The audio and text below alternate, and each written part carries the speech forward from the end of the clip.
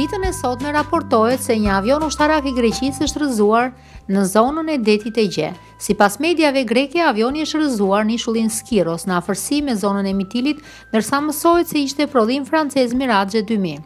Ende nuk dihet arsyeja e rrëzimit. Kjo zonë e ndodhur në afërsi me Turqinë është e përfshirë nga tensionet Turqi-Greqi për shkak të disa ishujve, por autoritetet turke mohojnë lajmin e rrëzimit të avionit grek në këtë zonë.